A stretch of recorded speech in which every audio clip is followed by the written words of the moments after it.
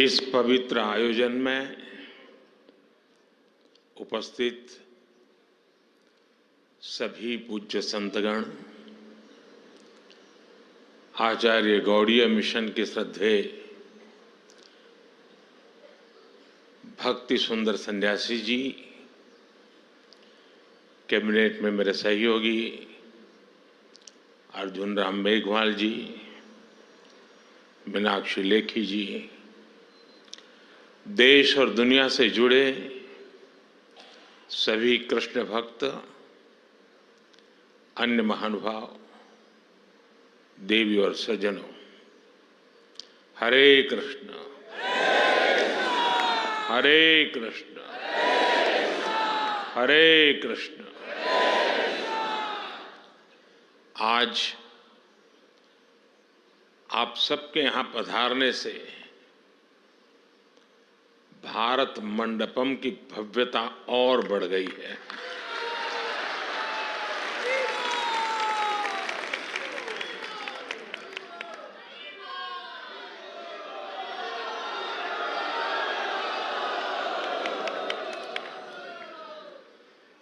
इस भवन का विचार भगवान बसवेश्वर के अनुभव मंडप से जुड़ा हुआ है। अनुभव मंडपम प्राचीन भारत में आध्यात्मिक विमर्शों का केंद्र था। अनुभव मंडपम जन कल्याण की भावनाओं और संकल्पों का ऊर्जा केंद्र था। आज श्रील भक्ति सिद्धांत सरस्वती गोस्वामी प्रभुपाद जी की 150वीं जयंती के अवसर पर भारत मंडपम में वैसी ही ऊर्जा दिखाई दे रही है।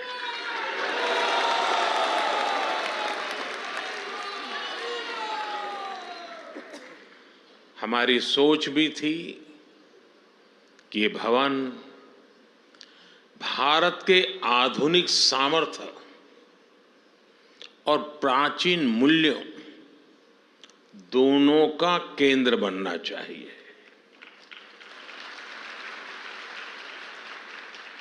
अभी कुछ महीने पहले G20 समिट के जरिए यहां से नए भारत के सामर्थ्य के दर्शन हुए थे और आज इसे वर्ल्ड वैष्णव कन्वेंशन को आयोजित करने इसका इतना पवित्र सौभाग्य मिल रहा है।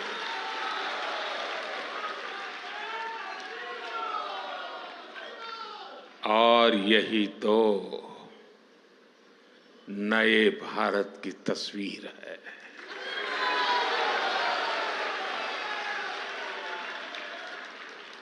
जहां विकास भी और विरासत भी दोनों का संगम है। जहां आधुनिकता का स्वागत भी है और अपनी पहचान पर गर्व भी है।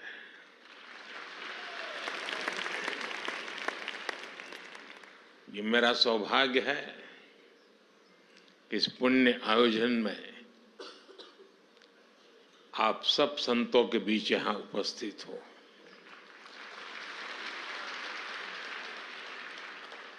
और मैं अपना सौभाग्य मानता हूं कि आप में से बहुत कई संतों के साथ मेरा निकट संपर्क रहा है। मुझे अनेक बार आप सबका सानिध्य मिला है। मैं कृष्णम वंदे जगद्गुरुम की भावना से भगवान के श्री चरणों में प्रणाम करता हूं। मैं श्रील भक्ति सिद्धांत प्रभुपाद जी को श्रद्धापूर्वक नमन करते हुए उन्हें आदरांजलि देता हूं, श्रद्धापूर्वक नमन करता हूं।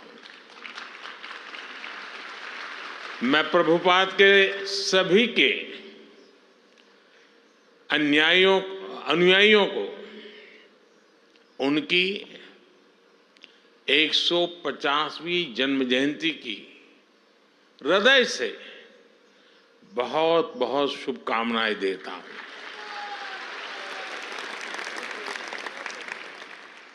आज इस अवसर पर मुझे श्रील प्रभुपाद जी की स्मृति में पोस्टल स्टैंप और स्मारक सिक्का जारी करने का सौभाग्य भी मिला और मैं इसके लिए भी आप सभी को बधाई देता हूं। पूज्य संतगण, प्रभुपाद गोस्वामी जी की 150वीं जयंती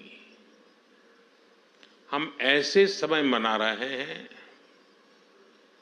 जब कुछ ही दिन पहले भव्य राम मंदिर का सैकड़ों साल पुराना सपना पूरा हुआ है। आज आपके चेहरों पर जो उल्लास, जो उत्साह दिखाई दे रहा है, मुझे विश्वास है इसमें रामलला के विराजमान होने की खुशी भी शामिल है।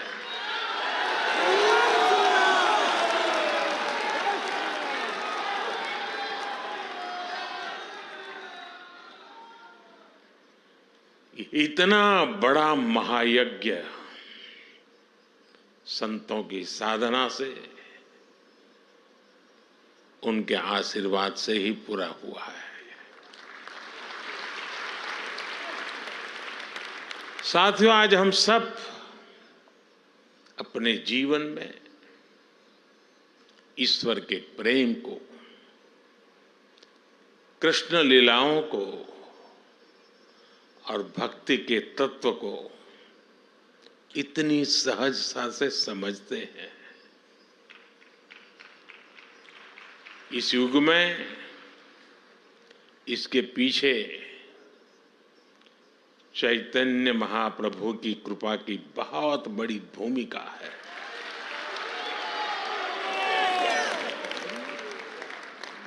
चैतन्य महाप्रभु कृष्ण प्रेम के प्रतिमान थे। उन्होंने आध्यात्म और साधना को जन साधारण के लिए सुलभ बना दिया, सरल बना दिया। उन्होंने हमें बताया कि ईश्वर की प्राप्ति केवल संन्यास से ही नहीं, उल्लास से भी हो की जा सकती है।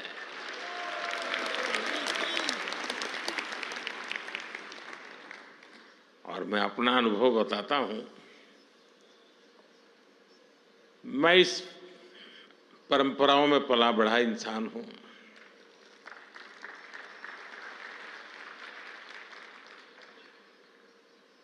मेरे जीवन के जो अलग अलग पड़ाव है, उसमें एक पड़ाव कुछ और ही था। मैं उस माहौल में बैठता था, बीच में रहता था, भजन कीर्तन चलते थे, मैं एक कोने में बैठा रहता था, सुनता था, मन भर के, जी भर करके उस पल को जीता था, लेकिन जुड़ता नहीं था, बैठा रहता था। पता नहीं, एक बार मेरे मन को काफी विचार चले। मैंने सोचा, ये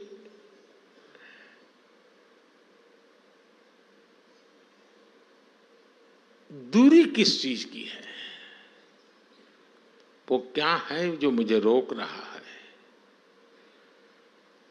जीता तो हूं, जुड़ता नहीं हूं। और उसके बाद जब मैं भजन कीर्तन में बैठने लगा तो खुद भी ताली बजाना, जुड़ जाना, और मैं देखता चला गया कि मैं उसमें रम गया था।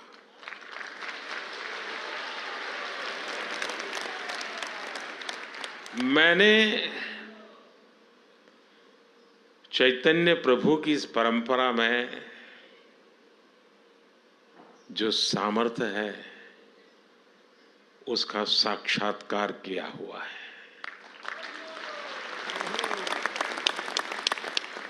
और अभी जब आप कर रहे थे और मैं ताली बजाना शुरू हो गया तो वहां लोगों को लग रहा है पीएम ताली बजा रहा है। पीएम ताली नहीं बजा रहा था, प्रभु भक्त ताली बजा रहा था।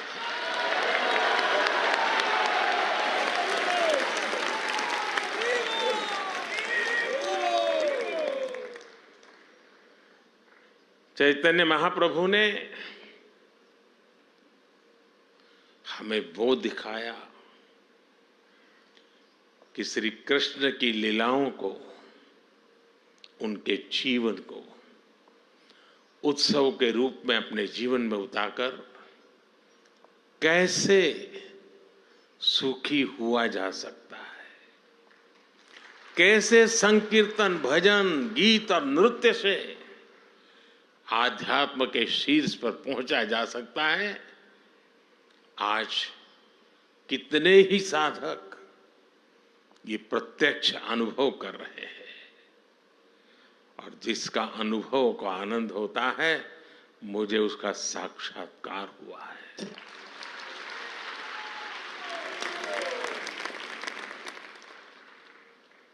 चैतन्य महाप्रभु ने हमें श्री कृष्ण की लीलाओं का लालित्य भी समझाया और जीवन के लक्ष्य को जानने के लिए उसका महत्व भी हमें बताया। इसलिए भक्तों में आज जैसी आस्था भागवत जैसे ग्रंथों के प्रति है, वैसा ही प्रेम चैतन्य चरितामृत और भक्तमाल के लिए भी है।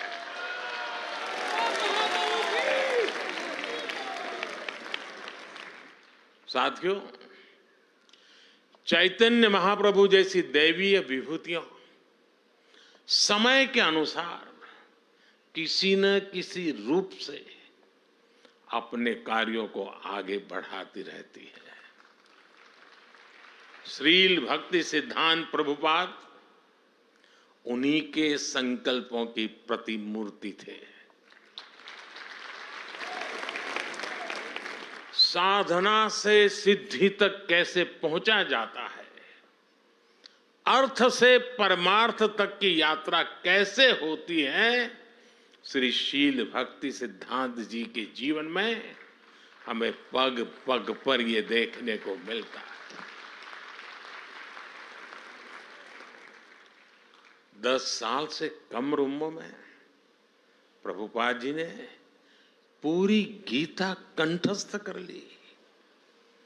किशोरावस्था में जिन्होंने आधुनिक शिक्षा के साथ साथ संस्कृत, व्याकरण, वेद, वेदांगों में विद्वता हासिल कर ली, उन्होंने ज्योतिष गणित में सूर्य सिद्धांत जैसे ग्रंथों की व्याख्या की। सिद्धांत सरस्वती की उपाधि हासिल की। 24 वर्ष की उम्र में उन्होंने संस्कृत स्कूल भी खोल दिया। अपने जीवन में स्वामी जी ने 100 से अधिक किताबें लिखी, सैकड़ों लेख लिखे, लाखों लोगों को दिशा दिखाई।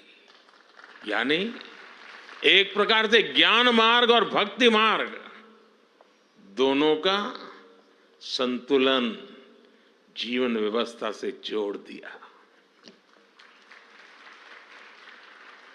वैष्णव जन तो तेने कहिए, पीर पढ़ाई जाने रे।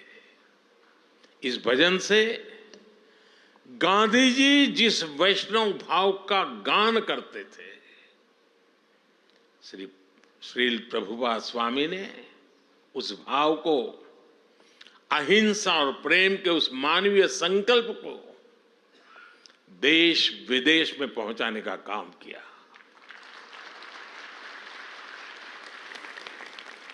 साथियों, मेरा जन्म तो गुजरात में हुआ है।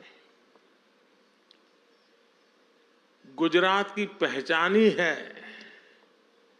कि वैष्णव भाव कहीं भी जगे गुजरात उससे जरूर जुड़ जाता है।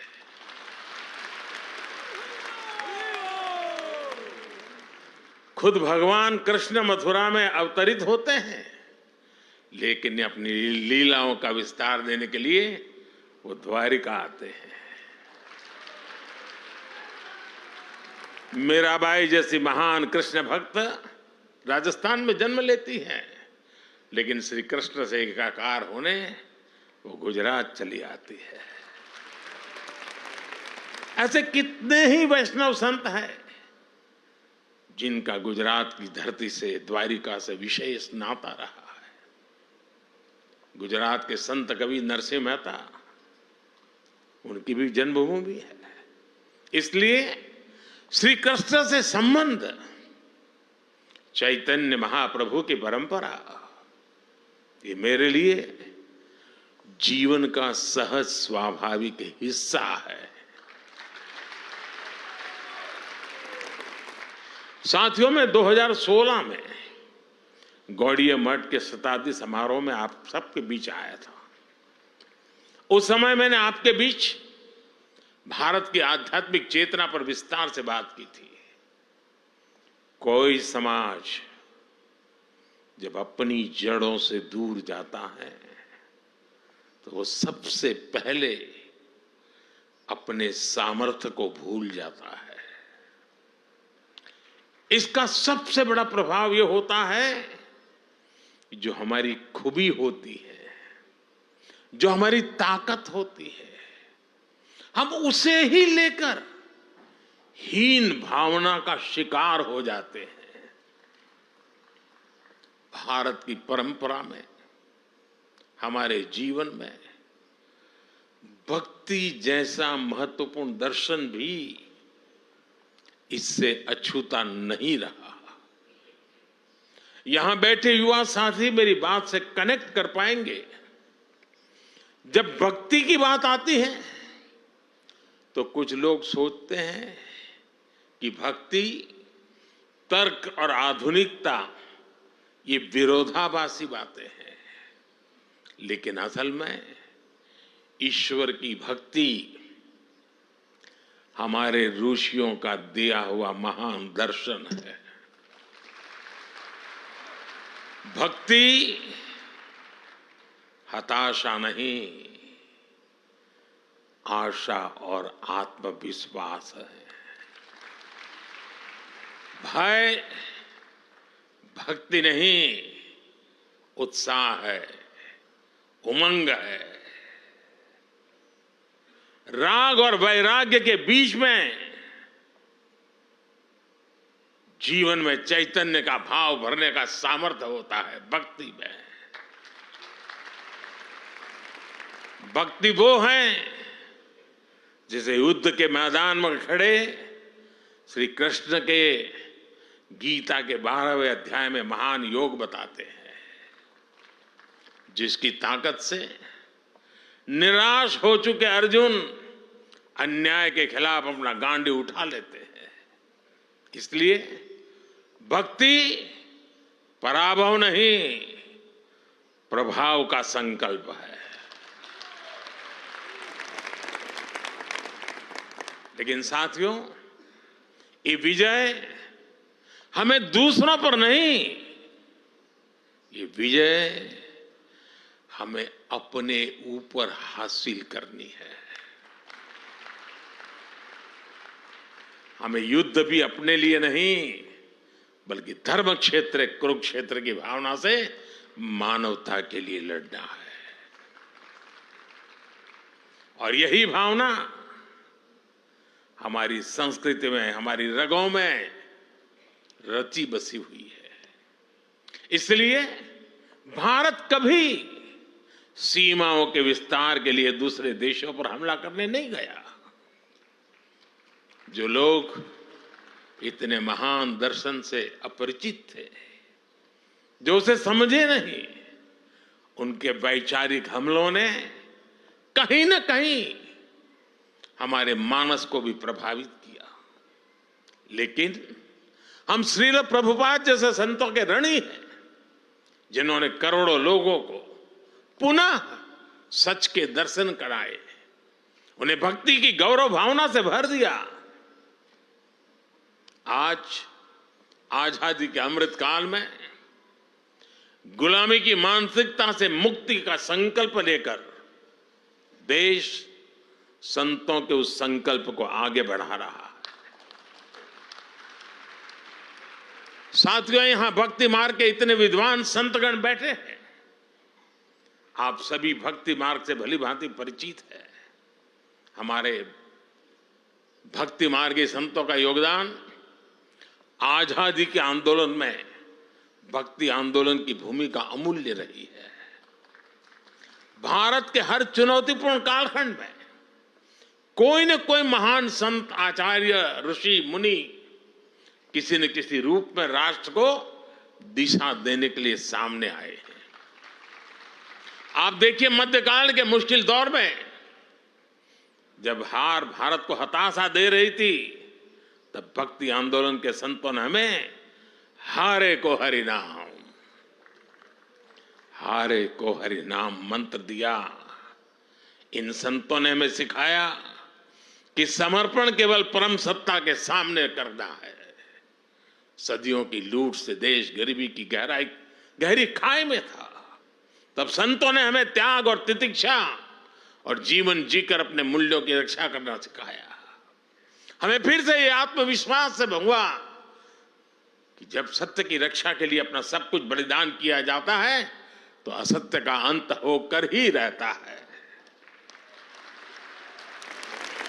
सत्य की ही विजय होती है, सत्यमेव जयते।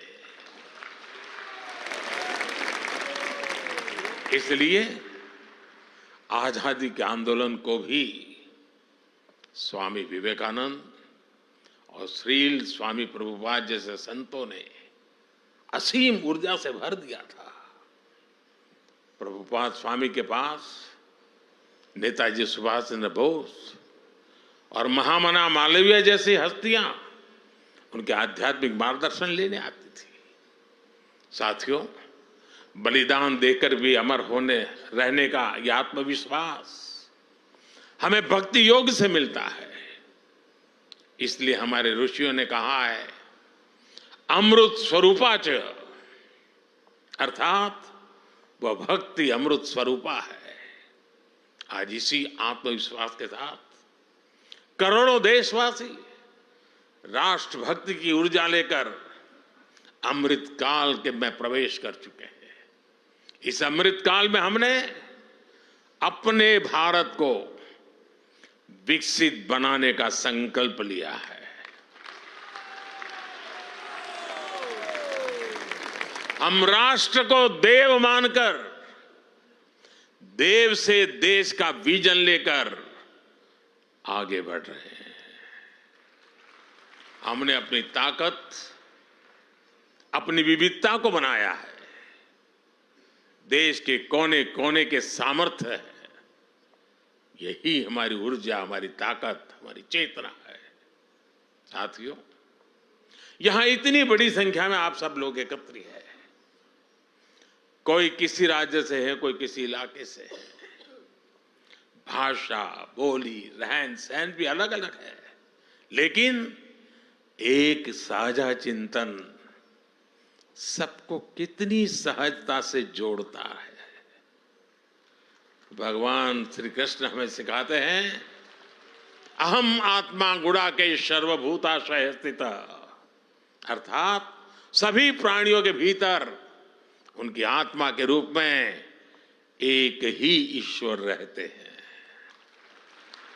यही विश्वास भारत के अंतर मन में नर से नारायण और जीव से शिव की अवधारणा के रूप में रचा बसा है। इसलिए अनेकता में एकता का भारत का मंत्र इतना सहज है, इतना व्यापक है कि उसमें विभाजन की गुंजाइश ही नहीं है।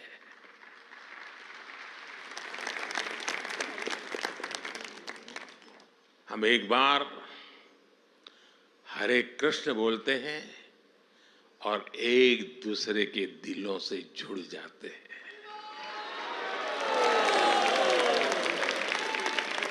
इसलिए दुनिया के लिए राष्ट्र एक राजनैतिक अवधारणा हो सकती है, लेकिन भारत के लिए तो एक भारत श्रेष्ठ भारत ये आध्यात्मिक आस्था है।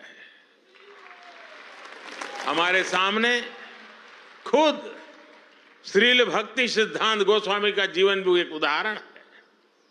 प्रभुपाद जी पुरी में जन्मे, उन्होंने दक्षिण के रामानुजाचार्य जी की परंपरा में दीक्षा ली और चैतन्य महाप्रभु की परंपरा को आगे बढ़ाया और अपनी इस आध्यात्मिक यात्रा का केंद्र बनाया बंगाल में स्थापित अपने मठ को। बंगाल की धरती में बात ही कुछ ऐसी है कि वहां से आध्यात्म और बौद्धिकता निरंतर ऊर्जा पाती है। ये बंगाल की ही धरती है जिसने हमें रामकृष्ण परमहंस जैसे संत दिए, स्वामी विवेकानंद जैसे राष्ट्र ऋषि दिए। इस धरती ने श्री अरविंद और श्री गुरुदेव रविंद्रनाथ टैगोर जैसे महापुरुष भी दिए, जिन्होंने संत भाव से राष्ट्रीय आंदोलन को आगे बढ़ाया। यही से राजा राम मोहन राय जैसे समाज सुधारक भी मिले। बंगाल चैतन्य महाप्रभु और प्रभुपाद जैसे उनके अनुयायियों की तो कर्मभूमि रही है। उनके प्रभाव से आज प्रेम और भक्ति की एक वैश्विक मूवमेंट बन गए हैं। साथियों, आज भारत की गति प्रगति की हर तरफ चर्चा हो रही है। आधुनिक इंफ्रास्ट्रक्चर में, हाईटेक सेवाओं में भारत विकसित देशों की बराबरी कर रहा है। कितनी ही फील्ड्स में हम बड़े बड़े देशों से आगे भी निकल रहे हैं। हमें लीडरशिप के रोल में देखा जा रहा है, लेकिन साथ ही आज भारत का योग भी पूरी दुनिया में घर घर पहुंच रहा है। हमारे आयुर्वेद और नेचुरोपैथी की तरफ विश्व का विश्वास और बढ़ता चला जा रहा है।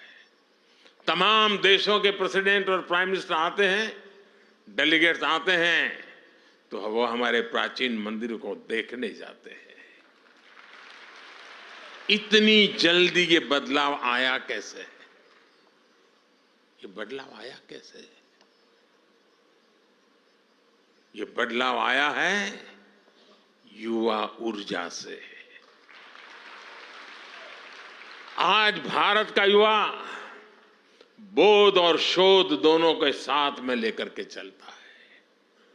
हमारी नई पीढ़ी अब अपनी संस्कृति को पूरे गर्व से अपने माथे पर धारण करती है। आज का युवा स्पिरिचुअलिटी और स्टार्टअप्स दोनों की अहमियत समझता है, दोनों की काबिलियत रखता है। इसलिए हम देख रहे हैं आज काशी हो या अयोध्या, तीर्थ स्थलों में जाने वालों में बहुत बड़ी संख्या हमारे युवाओं की होती है। भाइयों और बहनों, जब देश की नई पीढ़ी इतनी जागरूक हो तो ये स्वाभाविक है कि देश चंद्रयान भी बनाएगा और चंद्रशेखर महादेव का धाम भी सजाएगा। जब नेतृत्व युवा करेगा तो देश चंद्रमा पर रोवर भी उतारेगा और उस स्थान को शिव शक्ति नाम देकर अपनी परंपरा को पोषित भी करेगा। अब देश में वंदे भारत ट्रेन भी दौड़ेगी और वृंदावन, मथुरा, अयोध्या का कायाकल्प भी होगा।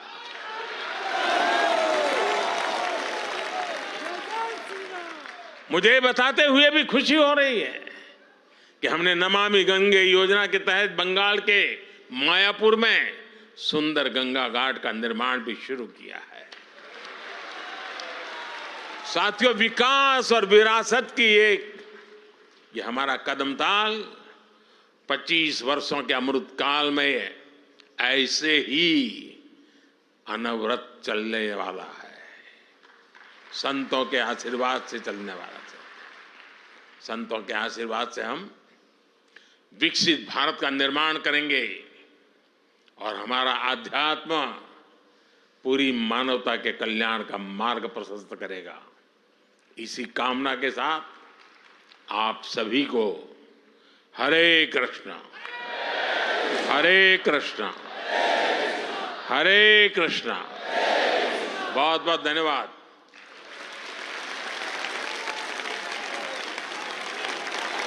श्रील प्रभुपाद की जय। हमारे यशस्वी तपस्वी माननीय प्रधानमंत्री श्री नरेंद्र मोदी जी के हृदय स्पर्शी संबोधन के साथ ही आज की सभा यहाँ पर विश्राम लेती है।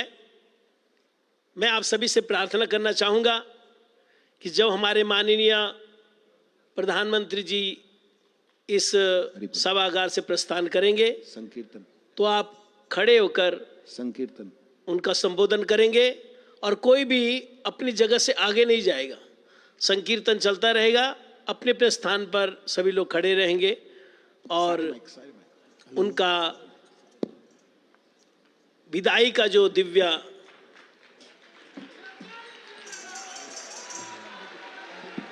सभी मोदी जी